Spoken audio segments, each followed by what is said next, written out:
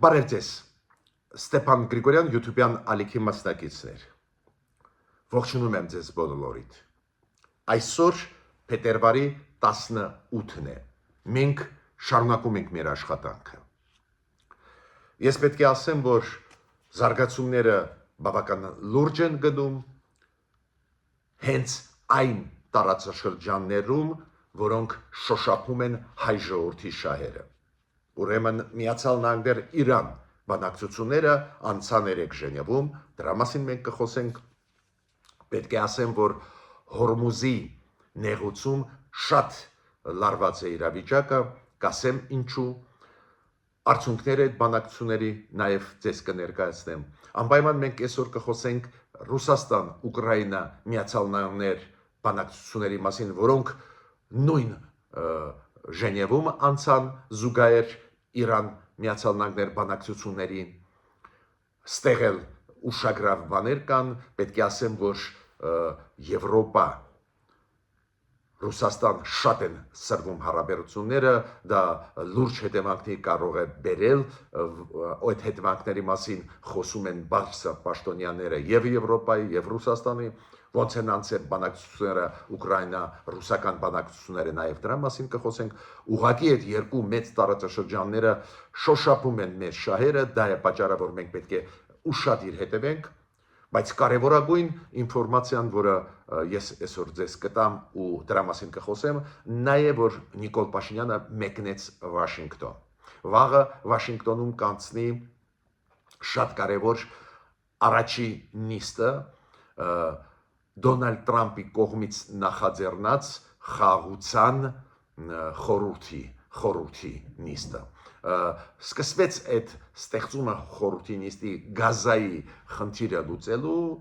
պատճառով դրա խաթեր, բայց հիմա Դոնալդ Տրամփը այդ խորհրդին տալիս է ավելի լայն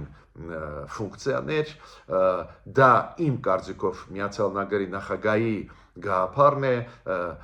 ՄԱԿ-ի անվտանգության խորհուրդը փոխարինել ավելի էֆեկտիվ ինստիտուտով, ինքը համարում է, որ այդ խորհուրդը կարող է այդ դերը ստանձնել լուծելու ամենախոշոր, ամենալուրջ հակամարտությունները, նայենք ոնց է գնալու զարգացումը, բայց ինքը փաստը, որ ղեկավարը Հայաստանի այդպես հաճախ հնարավորություն ունի հանդիպելու տարբեր երկրների ղեկավարների հետ, նաև այդ թվում Միացյալ Նահանգների նախագահի հետ լրջագույն փաստ է։ Դրա մասին մենք կխոսենք։ Ես ուզում եմ նաև այսօր անդրադառնալ ու հաճախ, ել ավելի հաճախ մոտորերս կանդրադառնալ մեկ թեմայի, որը կապված է հիբրիդային պատերազմների հետ, ինֆորմացիոն պատերազմների հետ, որոնք վարվում են հայ ժողովրդի դեմ այսօր։ Ու հենց ներսից պրոռուսական ուժերի կողմից, պրոռուսական փորձագետների կողմից, ու այդ նարատիվները քայլ առ քայլ ձեզ կներկայացնեմ, որ դուք ճիշտ կողմնորոշվեք այս իրավիճակում, քանի որ մոտենում են ազգային ժողովի ընտրությունները, մեր ապագան լուծվելու է հենց այդ ընտրությունների ժամանակ, ու ես համարում եմ շատ կարևոր ֆունկցիան, շատ կարևոր մեր պարտականությունը ներկայացնել սփյուռքայությանը, ներկայացնել Հայաստանի Հանրապետության բոլոր քաղաքացիներին ռեալությունը, ինչն է սուտը տարբերել ճշմարտությունից, թացը չորից։ Ուրեմն սկսում ենք այսօրվա մեր աշխատանքը, ես ուզում եմ սկսել ռուս-ուկրաինա ամերիկյան բանակցություններին, որոնք երեք անցան Ժնևում։ Այդ բանակցություններից հետո Ստիվ Ուիտկոֆը, գլխավոր դեմքը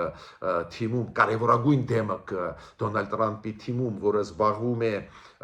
ուկրաինա-ռուսական այս կոնֆլիկտի լուծման հարցով, բանակցություններին մասնակցող նաև Պուտինի հետ, այդ Ստիվ Ուիտկոֆը ասում է, որ լավ անցան,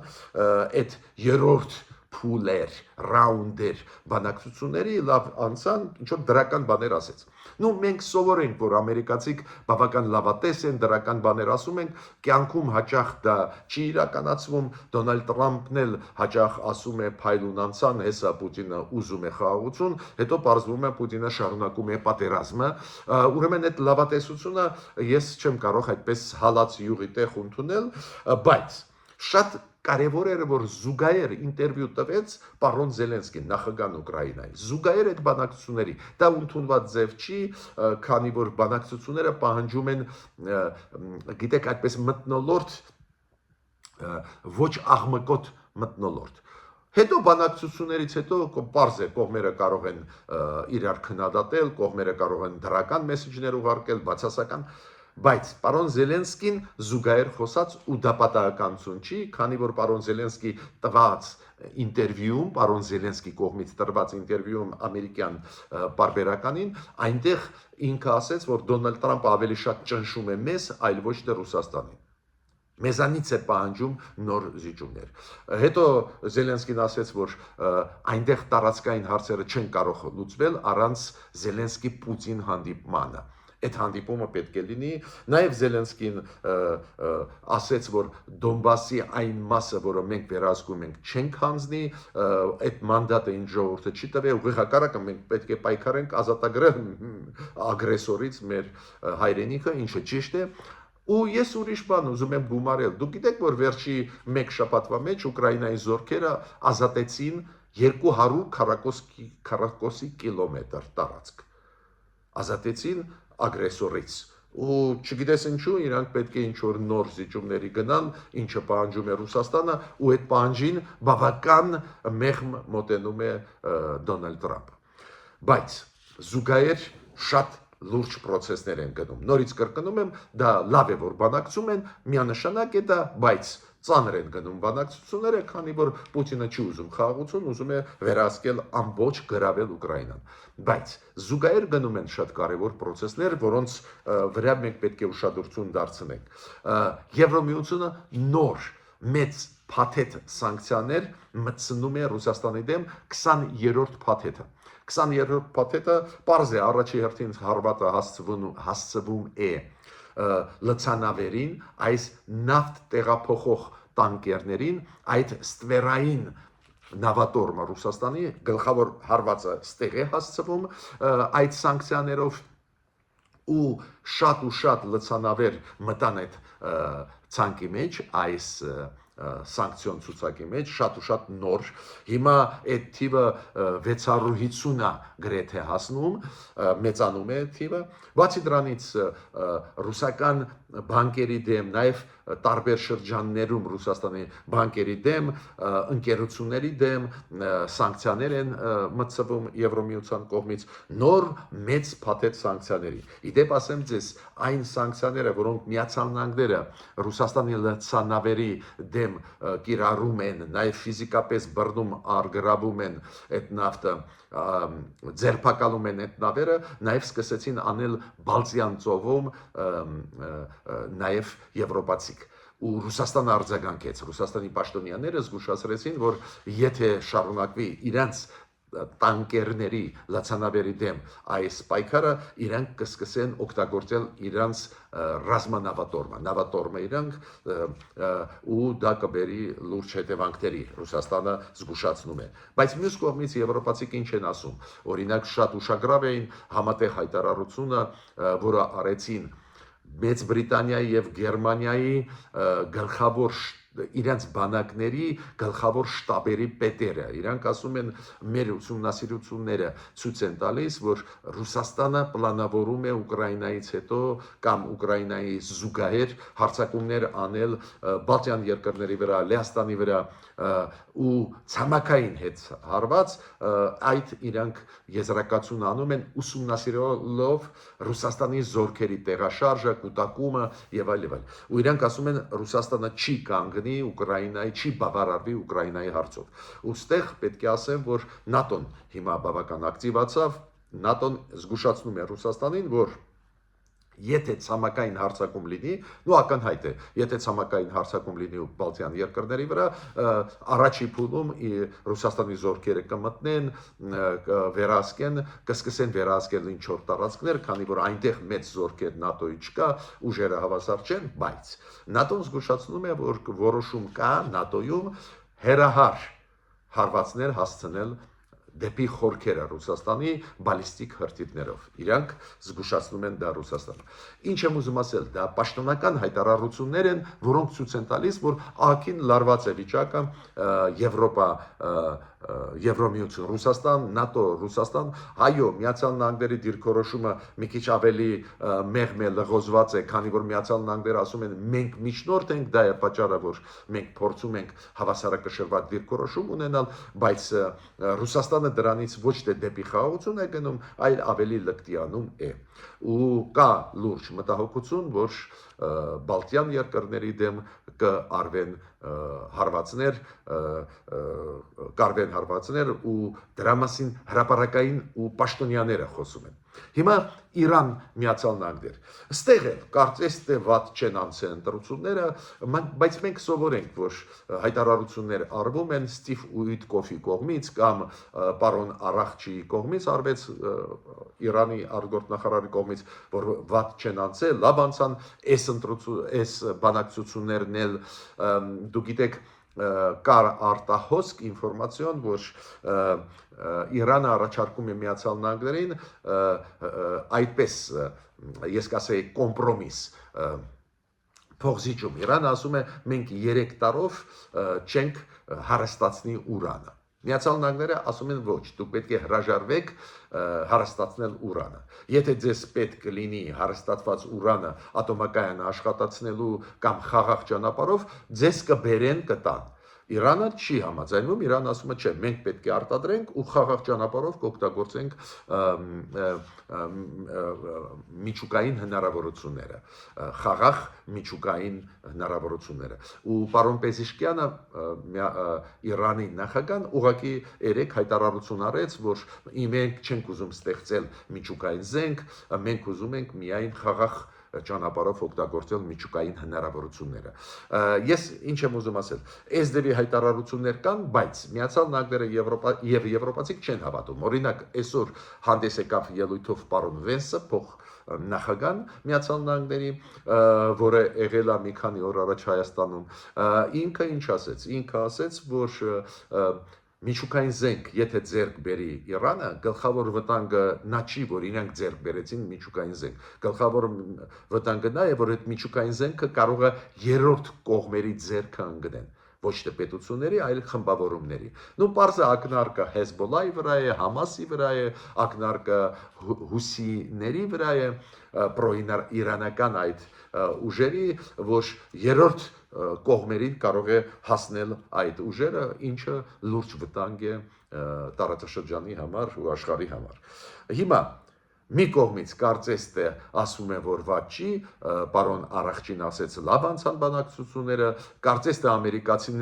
ամերիկացիներն էլ երեկվա բանակցություններից հետո շատ բացասական բաներ չասեցին, բայց մենք տեսնում ենք զուգահեռ հայտարարություններ իրար դեմ ուղղված, բայց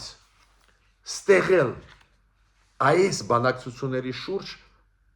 լրջագույն լարվածություն է։ Հորմուզի նեղուցում հիմա պետք է անցնեն մոտ օրերս Չինաստան, Իրան, Ռուսաստան ռազմավարժությունները, ծովում ռազմավարժությունները։ Դուք գիտեք, այս Հորմուզի նեղուցում հիմա մեծ քանակությամբ նավատորմ է Միացյալ Նահանգների, այդ որ ասում են արմադա, մեծ թվով մեծ նավեր, ավիակիրներ, մեծ թվով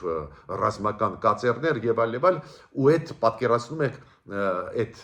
F-35 ինքնաթիռները, ռազմական կործանիչները եւ այլ, այդ ամբողջ այնտեղ է, հիմա էլ Չինաստանը Ռուսաստանի եւ Իրանի հետ կանցկացնեն ռազմավարժություններ։ Ամեն օր ամեն ինչ կարող է լինել, ես ավելին ձեզ ասեմ, երեք պարեկային ինքնաթիռը Միացյալ Նահանգների հետախուզություն է արել հենց այնտեղ Հորմուզի նեղուցում, որտեղ որ կանգնած են ռազմական նավերը Իրանի։ Լարված է վիճակը, ցանկացած սխալ կարող է բերի բախումների ու լուրջ։ Դա թերագնահատել պետք չի, ուրեմն այդ բանակցային process-ը ստեղ էր զուգակցվում է այդ ուժային լարված իրավիճակով, ուժային կոնֆրոնտացիայով կողմերի միջև ստեղել Ռուսաստանը, Չինաստանը Հորմուզի նեղուց մտցնում են իրանց զորքեր, ամեն ինչ կարող է լինի, լարված է վիճակը։ Հիմա լավ լուրի մասին ու լուրջ լուրի մասին Նիկոլ Փաշինյանը մեկնեց Վաշինգտոն։ Ինքը փաստը, որ ղեկավարը Հայաստանի մի քանի օր առաջ բարիս բուն իմաստով զրուցել է, բանակցել է ու լուրջ բանակցել է պարոն Վենսի հետ, Միացյալ Նահանգների փոխնախագահի հետ, ամենահզոր երկրի փոխնախագահի հետ։ Միայն այն փաստը, որ Գազայում Նիկոլ Փաշինյանը հանդիպել է Դոնալդ Տրամփի հետ, երբ որ Հայաստանը համաձայնվեց այս նախաձեռնության հիմնադիր անդամ դառնալ, հիշում եք Գազայում հանդիպումը, երբ որ Հայաստանը համաձայնվեց խաղաղության խորհրդի մեջ մտնել։ Միայն այն փաստը, որ հիմա Նիկոլ Փաշինյանը մեկնեց Վաշինգտոն ու առաջին նիստը կլինի այդ խաղաղության խորհրդի, որը նախաձեռնում է Դոնալդ Տրամփը, ամենահզոր աշխարհի երկրի նախագահան, շատ բանի մասին է խոսում։ Ուրեմն մեր քաղաքականությունը արտաքին բավական էֆեկտիվ է, բավական լուրջ է։ Երկիր, որը այս ձևի նախաձեռնության մի մասն է, այդ երկրի դեմ դուպես հեշտ չի էլի հարցակվել, չգիտեմ, քայլեր անել։ Էդ էլ հաշվի առնելով, որ այդ նախաձեռնության մեջ մտան եւ Թուրքիան եւ Ադրբեջանը։ Այդ նախաձեռնության մեջ մոտավորապես 24-25 երկրներ են։ Ուղղակի ստորագրեցին կանոնադրությունը այդ ինստիտուտի միջազգային, որը ստեղծում է Դոնալդ Տրամփը, որի անունն է Խաղաղության խորհուրդ, այդ կանոնադրությունը ստորագրեցին 19 երկիր, բայց կան երկրներ, ովքեր համաձայնվեցին մտնել այդ նախաձեռնության մեջ, ուղղակի դեռ չեն ստորագրել, օրինակ նույն Ռումինիան ուղարկում է նախագահ հիմա Վաշինգտոն, բայց Ռումինիան դեռ չի ստորագրել այդ օրակարգը, դեռ անդամ չի, դիտորդի կարգավիճակում է։ Ու այս ձևի երկրներ 26-ն են, 25-26 երկրներ։ Շատերը հենց տարածաշրջանի երկրներ են, արաբական աշխարհի երկրներն են, Հորդանանը, Եգիպտոսը, Քուվեյթը, Քաթարը, կան պարզե Եվրոպայից 1-2 երկրներ, Հունգարիան, Բուլղարիան, Արգենտինան, պարզե ես ասեցի նոր Թուրքիան, Հայաստան, Ադրբեջանն էլ այս նախաձեռնության անդամ են Միացյալ Նահանգների հետ միասին, արաբական աշխարհից նաև Բահրեյնը, Սաուդյան Արաբիան են, հետխորհրդային տարածքից ստեղ կա նաև Ղազախստանը, Ուզբեկիստանը, նախաձեռնությունը լուրջ է, Բելարուսը ասում է մենք ուզում ենք մասնակցել, բայց պարզ է Բելարուսի ղեկավարը չի կարող մեկնել Վաշինգտոն, Վատիկանը դեմ է, Վատիկանը հայտարարություն արեց, որ չի գնա Վաշինգտոն ու այդ նախաձեռնության մասնակիցը չի լինի, քանի որ Վատիկանը համարում է, որ այդ հարցերը պետք է լուծվեն հենց ՄԱԿ-ի շրջանակներում, ՄԱԿ-ի անվտանգության խորհրդի շրջանակներում, դուք գիտեք, ՄԱԿ-ի կանոնադրության համաձայն ՄԱԿ-ի անվտանգության խորհուրդն է լուծում կոնֆլիկտների հարցը։ Ոստեղ կա անհամաձայնություն մի շարք երկրների Դոնալդ Տրամփի նախաձեռնության հետ, դա է պատճառը, որ դեռ 19 երկրներ ստորագրեցին այդ կանոնադրությունը խաղաղության խորհրդի ու էլի 4-5 երկրներ հայտարարություն արեցին, որ ուզում են մտնել, ուրեմն նախաձեռնությանը կցվեցին կամ համաձայնվեցին մտնել մոտավորապես 24-25 երկրներ, շատ ու շատ երկրներ եվրոպական չեն համաձայնվում, շատ այլ խոշոր խաղացողներ չեն համաձայնվում, օրինակ Դոնալդ Տրամփը ուղարկեց հրավեր Հնդկաստանի վարչապետին, Հնդկաստանը ասում է մենք ուսումնասիրում ենք, ինքը ուղարկեց հրավեր նաև Պուտինին, Ռուսաստանն էլ ասում է մենք դեռ չենք կողմնորոշվել։ Գազայի հարցով ու դա Վաշինգտոնում կքննարկվի, Գազայի հարցով շատ կարևոր հարց պետք է լուծվի։ Ինդոնեզիան համաձայնվեց 8000 խաղաղապաներ ուղարկել Գազա, որոնք կապահովեն այդ անցումային փուլը։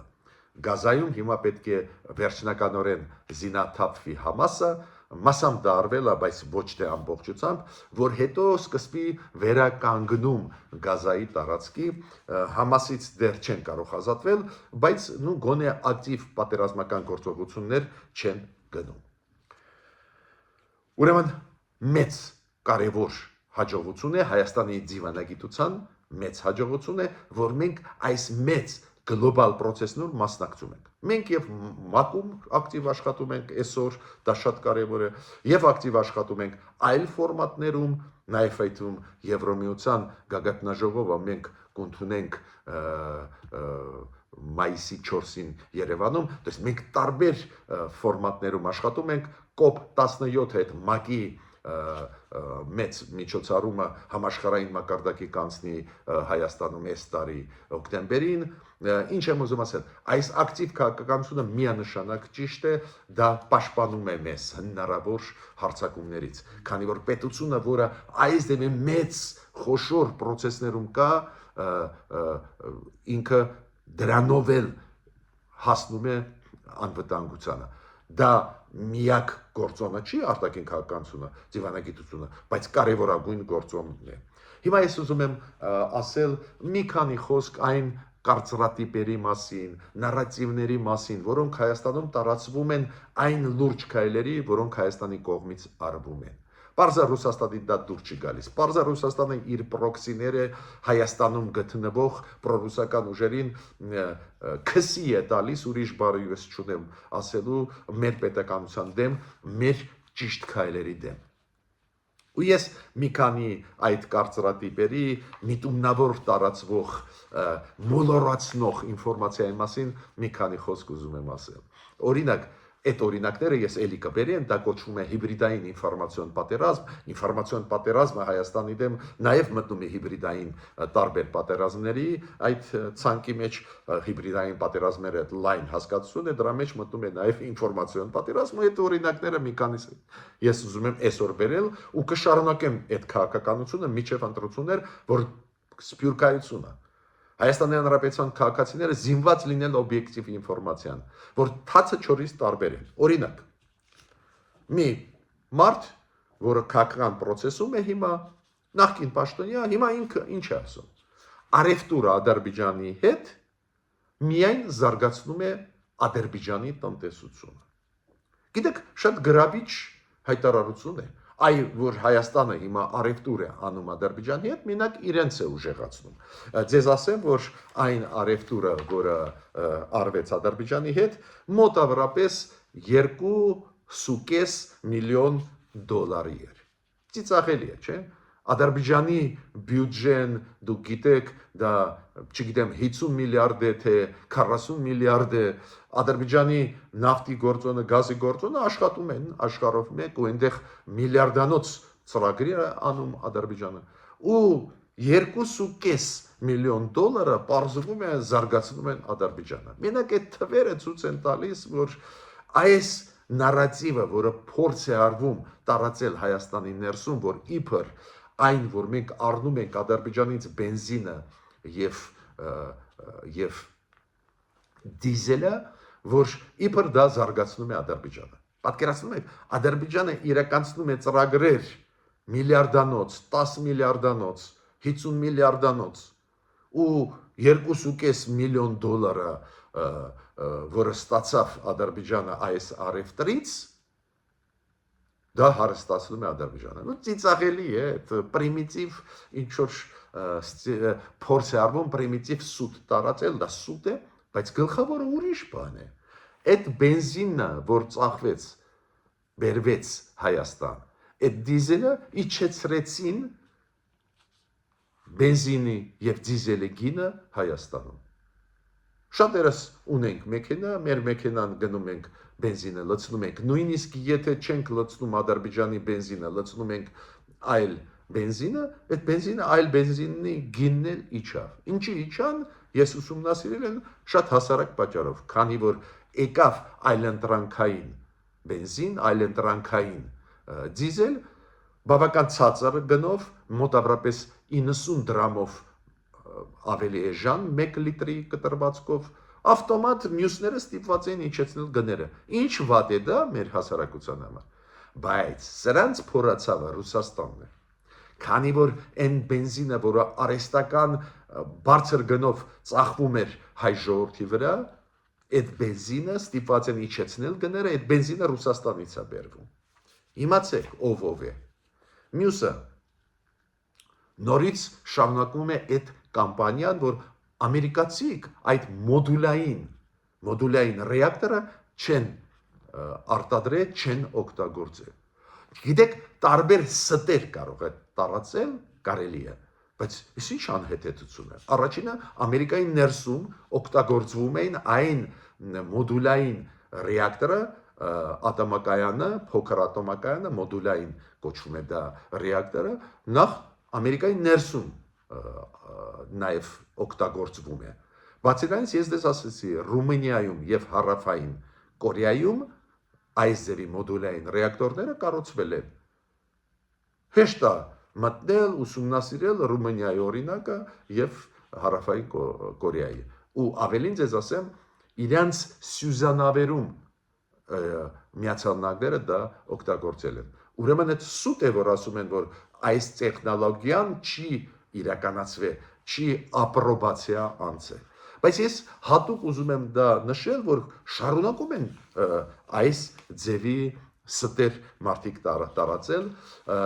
մենք պետք է զինված լինենք օբյեկտիվ ինֆորմացիայով։ Այո, բոլոր հարցերը պետք է քննարկել, օրինակ շատ խորը պետք է ուսումնասիրել այդ ատոմակայանը ամերիկյան ինչ եկամուտներ կտա, ինչ է մեզ ձեռնտու, օրինակ ամերիկացիք ինվեստիցիոն ծրագրերով են անում, Հայաստանը առաջի փուլում ոչ մի փող չի դնի, ուրեմն դա մեզ ձեռնտու է, բացի դրանից այնուամենայնիվ այլ պարամետրերը պարզ է, ես կողմ եմ, որ ուսումնասիրվեն, բայց ինչի է սուտ տարածում, որ այդ տեխնոլոգիայով, որով պետք է կառուցվի մեր ատոմակայանը ամերիկացիների կողմից Հայաստանում, այդ մոդուլային ռեակտորը, իբր չի այդ փորձ աշխատացնելու չունեն ամերիկացի, դա սուտ է ուղղակի։ Ուրեմն ես ավարտեցի իմ ելույթը, մինչ նոր հանդիպումներ։